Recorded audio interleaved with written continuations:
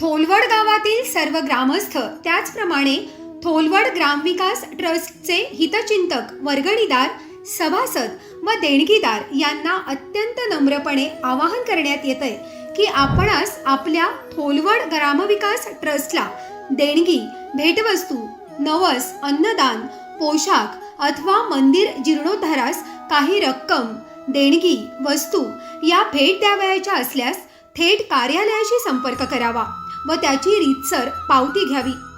रोख रक्कम, देणगी, वस्तू, भेट ही अन्य कोणत्याही अनधिकृत व्यक्तीच्या हातात देऊ नये.